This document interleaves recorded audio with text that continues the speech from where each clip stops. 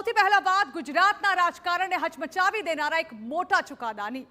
આમ આદમી પાર્ટીના ડેડિયાપાડાના ધારાસભ્ય ચૈતર વસાવાને કોર્ટે દોષિત જાહેર કર્યા।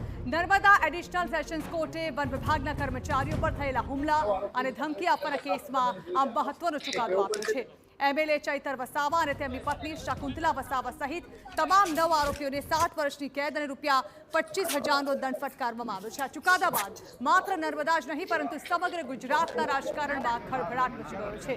જો કે આ સજા બાદ પણ ચૈતર વસાવાએ કહ્યું કે અમને ન્યાયતંત્ર પર પૂરો ભરોસો છે।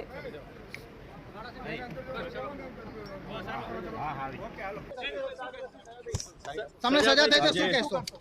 આજે સેશન કોર્ટ દ્વારા એક કેસમાં અમને 7 વર્ષની સજા ફરવામાં આવેલી છે।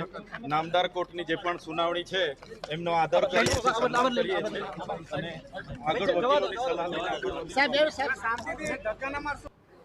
તો સરકારી પક્ષના જણાવ્યા મુજબ વર્ષ પહેલા જમીન પરથી ગેરકાયદે વાવેતર દૂર કરવાની કાર્યવાહી કરવામાં આવી હતી।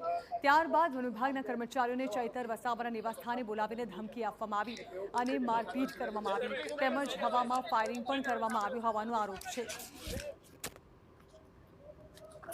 આ જે મેટર છે એ 2023માં જે ફોરેસ્ટ ઓફિસર જે હતા તેમના પર જે ફોરેસ્ટમાં જે ફાયરિંગ થયું હતું એમાં ચૈતરભાઈ વસાવા સહિત અન્ય જે આઠ જે આરોપીઓ છે એમાં એમની વાઇફ જે છે એ પણ અંદર સામેલ છે।